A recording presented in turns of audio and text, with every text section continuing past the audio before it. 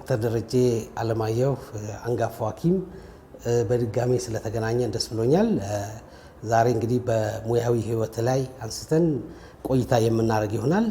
የመጀመሪያ ጥያቄ ዶክተር የማህፀንና ጽንስ ስፔሻሊቲን ለምን መረጥክ? ብዙ ዘርፎች አሉና ያንን እንዴት መረጥክ? በጣም ጥሩ ነው። እንግዲህ የማህፀንና ጽንስ ህክምና ስፔሻሊቲ ከስፔሻሊቲ ዘርፎች መሃል አንዱና ዋነኛው ነው። ሜጀር ከሚባሉት 4 ዲፓርትመንቶች አንዱ ነው። የህፃናት አለ፣ የሰርጂካል አለ፣ የውስጥ ደዌ አለ፣ ከዛ ማተርናል አለ። ስለዚህ ዋና ነው። እኔ ደግሞ ጠቅላላ ሐኪም በነበርኩበት ሰዓት 5 ዓመት ያክል ሰርቻለሁ በጠቅላላ ሐኪምነት። እነዚህን 5 ዓመታት የሰራሁት በማዋለጃ ክፍል ነውና ስለዚህ ያ ነገር የፈጠረብኝ ተጽዕኖ ይመስለኛል ወደ ማህፀን ህክምና እንድሳብና ስለዚህ ስፔሻላይዝ ያደረኩትም በዚሁ ፊልድ ነው። ያ 5 ዓመት የሰራሁት ማዋለጃ ክፍል ውስጥ ለ5 ዓመታት ያህል በይርጋለም ሆስፒታል ደቡብ ውስጥ የሚገኝ ትልቅ ሆስፒታል ነው። 5 ዓመት ሰርቻለሁ በዛ ሆስፒታል እና የማህፀን ህክምና ላይ ነው የሰራሁት። ስለዚህ ያ እዛ መስራቴ ወደ ማህፀን ህክምና እንዳዘነብል አደረገኝ። ከዛ በኋላ ወደ ጋንዲ ተዛውሬ መጣሁ። ከጋንዲ የማህፀን ህክምናን ጆይን አደረኩ ማለት ነው። በረጅም የህክምና ህይወትህ የማትረሳው ገጠመኝ ካለ አካፍለን እስኪ። ይሄ በጣም ከባድ ጥያቄ ነው። ምክንያቱም እኔ በጣም ብዙ ዓመታትን ከ27 28 ዓመት ያክል ነው፣ ከዛም በላይ 30 ዓመትም ሊሆን ይችላል። 30 ዓመት አካባቢ ይርጋለም 5 ዓመቱን ብጨምር እዚህ ከዛ በኋላ ሌላ 25 ዓመት እዚህ ያሳለፍኩት አለ። አንድ ላይ 30 ዓመት በእናቶች ዙሪያ መስራት በጣም ብዙ ትራጀዲዎችን በስራ አጋጣሚ ልናይ የምንችልበት እድል አለ። ስለዚህ እኔ አሁን ይሄ ነው ብዬ ለማንሳት የሚያስቸግረኝ ነገር አለ። እንግዲህ የምጥ ነገር እንደምታውቁት በጣም የተወሰነ ሰዓታት ብቻ የሚቆይ ቢበዛ ከአንድ ቀን በታች ነው፣ ከ24 ሰዓት በታች ነው አንድ ሴት ምጥ ላይ የምትቆየው። በዚህ ጊዜ ውስጥ ብዙ ኢሞሽናል ለውጦችን የምናይባቸው ኮንዲሽኖች በጣም ብዙ አሉ። አንዷን እከሌ ብዬ ለማንሳት በጣም ስለሚያስቸግረኝ ነው። እናቶች ልጅ ለመውለድ የቤተሰብ ሪአክሽን፣ የእናቶች ሁኔታ አለ።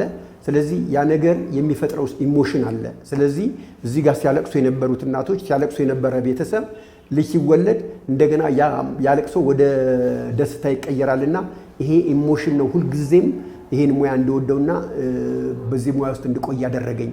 የኢሞሽናል መለዋወጦች አሉ። በተለይ አሁን እንደ ጋንዲ ሆስፒታል ስንመለከት በጣም ብዙ እናቶች የሚወልዱበት ሆስፒታል ነው። ሁሉም እናት በምትወልድበት ሰዓት ኢሞሽን አላት። እሷ ራሷ የራሱ ኢሞሽን አላት። ቤተሰብ እንደገና በውጭ ሆኖ የሚያደርገው ነገር አለ። እስከምትወልድ ድረስ እንባዎች አሉ። ከወለደች በኋላ ደግሞ ሳቅና ደስታ አለ። የተወለደው ልጅ ወይም የተወለደችው ልጅ የዛ ቤተሰብ ደስታ ይሆናል። ሙሉ በሙሉ የኢሞሽን ለውጥ ይመጣል ማለት ሙሉ በሙሉ ያ ቤተሰብ ከለቅሶ፣ ከሀዘን፣ ከትካዜ ወደ ደስታ ፍጹም ወደሆነ ደስታ ይሸጋገራልና ይሄን በዘመኔ በጣም ብዙ አይቻለሁ። ሚስ የምናደርጋቸው ሰዎች አሉ ማለት በስራ አጋጣሚ በተለያየ አጋጣሚ የሚሞቱ እናቶችም አሉ። በዛ በሞት ውስጥ ደግሞ ማለት ይሄ ትልቅ ትራጀዲ ነው። በጣም ጤናማ ሆና የገባች እናት ወይም ኦፕራሲዮን ሲሰራላት ወይም በምትወልድበት ሰዓት በድንገተኛ ሁኔታ ህይወቷ የሚያልፍበት ጊዜ አለና ይሄ ደግሞ በቤተሰብ ውስጥ ሊደርስ ልጅ እየጠበቁ እያለ እሷ እናትየዋንም ጭምር ሲያጡ ያ ቤተሰብ የሚፈጥረው ኢሞሽን አለና እንደዚህ አይነት ኢሞሽኖችንም በተደጋጋሚ አይቻለሁ። በቤተሰብ መካከል፣ በጎረቤቶች፣ በአካባቢ፣ በእሷ ፋሚሊ፣ በባሏ ቤቷ የሚነሱትን ነገሮች ብዙ አይቻለሁና ስለዚህ በዚህ የአገልግሎት ዘመኔ ይሄን አንድ ነገርን ብቻ መጥቀስ አልችልም። በጣም ብዙ ገጠመኞች አሉ። ይሄው ነው። ሰርደሬ ከታካሚዎች ምን ተማርክ? ምን እንደው የተለያየ ታካሚ ይመጣል፣ ረጅም ዓመት በዛ ሙያም ቆይታልና ምን ተማርክ?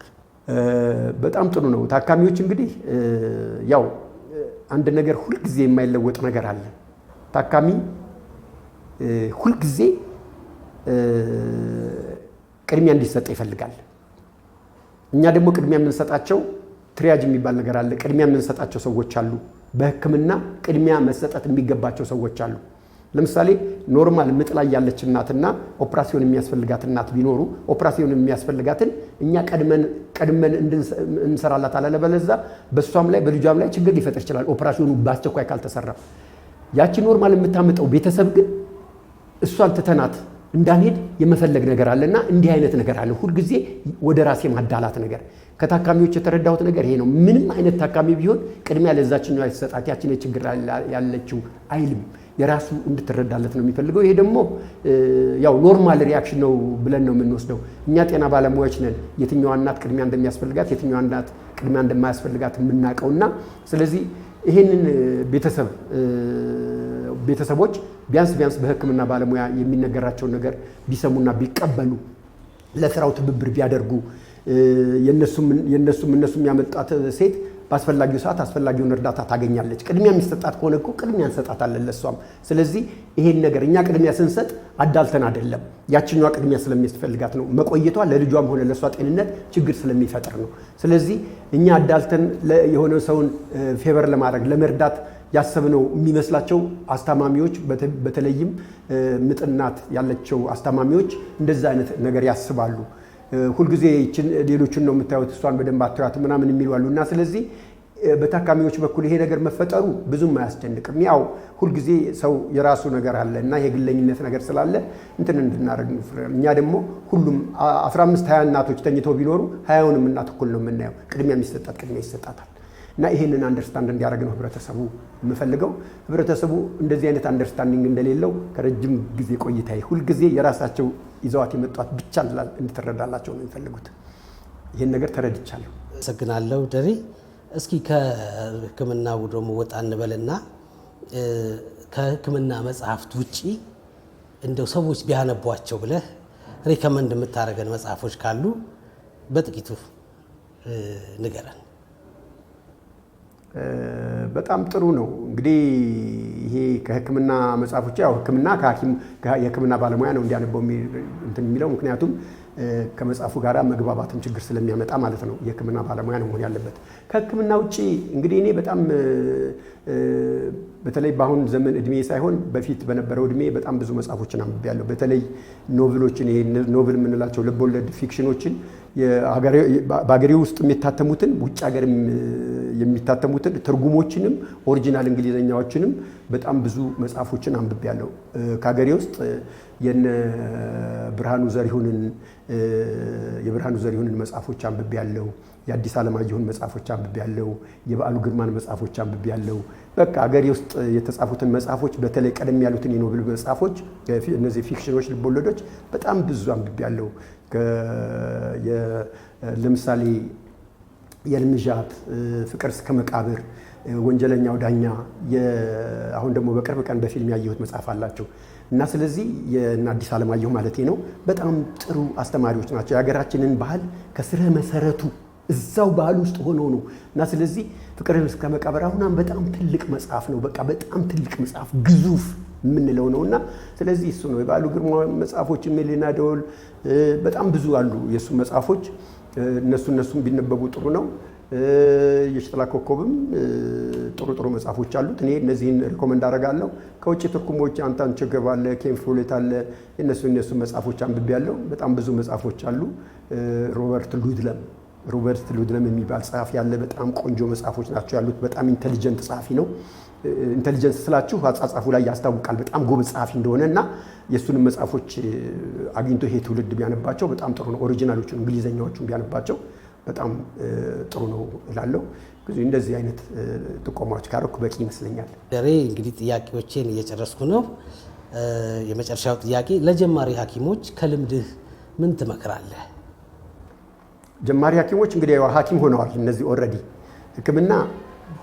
ሕክምና ፈልገው የምትገባበት ነው። የሆነ ነገር ታርጌት አድርገህ የምትገባ ከሆነ በጣም ይከብድሃል። ሕክምና ሙያ በሆነ ታርጌት አይደለም። ለምሳሌ ሀብታም እሆንበታለሁ፣ ብዙ ሰዎች እተዋውቅበታለሁ፣ በህብረተሰብ ውስጥ ኢንፍሉዌንሻል እሆናለሁ፣ እንደዚህ ብሎ ሕክምና አይገባም። ሕክምና ሙያውን ወዶ ዴዲኬትድ ሆኖ መግባት አለበት። አለበለዚያ የሆነ ሰዓት ላይ ያቆማል፣ ፍራስትሬት ያደርጋል። ፍራስትሬሽን ውስጥ የሚከት ሙያ ነው።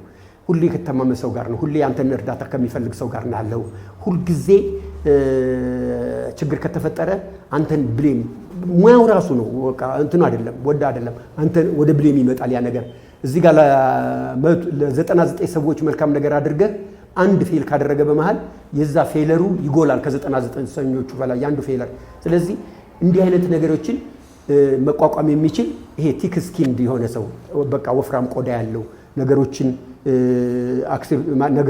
ትቶ የማለፍ ነገር ያለው ሰው ትግስተኛ ሰው መሆን ያለበት ሐኪም እና ታርጌቱ ሰዎችን ለመርዳት ሊሆን በጣም ጥሩ ነው ፋይናንሻል ኢንተረስት ምናምን ከሆነ በሙያው ላይ አንድ ቀን ያንን የሚፈልገው ነገር ካላገኘ ከሙያው ጋር ያለው ሪሌሽንሺፕ ጥሩ ላይሆን ይችላል ስለዚህ ሃርምፉልም ሊሆን ይችላል አፍተሮል እና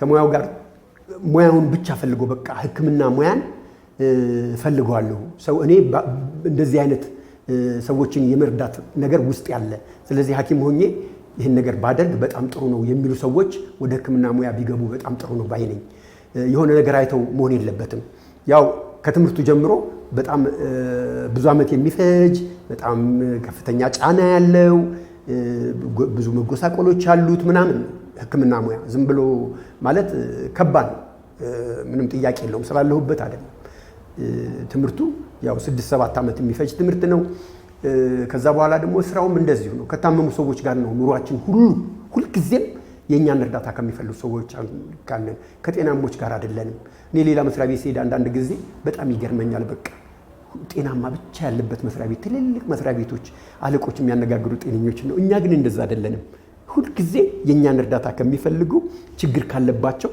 ከታመሙ ሰዎች ጋር ነን እና ስለዚህ ይሄንን አክሴፕት ማድረግ ያለብን ቀድመን ነው ህክምና ሙያ ውስጥ ከመግባታችን በፊት እንደዚህ አይነት ህብረተሰብን ነው እድሜን የማሳልፈው ህብረተሰብ ጋር ነው እድሜን የማሳልፈው እንዲህ አይነት ኮሚትመንት ያላቸው ሰዎች ናቸው ይሄን ለማድረግ ሙሉ በሙሉ ኮሚትድ የሆኑ ሰዎች ናቸው ወደ ህክምና ሙያ ውስጥ መግባት ያለባቸው ህብረተሰቡ የሆነ ነገር ጠብቀው አይደለም ህብረተሰቡ ነው ከነሱ የሚጠብቀው ስለዚህ ከኔ ነው የሚጠበቅብኝ ሙያው ያለው እኔ ጋር ነው ስለዚህ እኔ ይሄን ነገር ማድረግ አለብኝ ለታመሙ ሰዎች ይሄን መርዳት አለብኝ ብለው ሙሉ በሙሉ ማይንድ ሴት ያላቸው ሰዎች ናቸው ህክምና ውስጥ መግባት ያለባቸው ዶክተር ደሬ ጥያቄዎችን ጨርሻለሁ እንግዲህ ቀረ የምትለው ነገር ካለ ድሉ ልስጥህ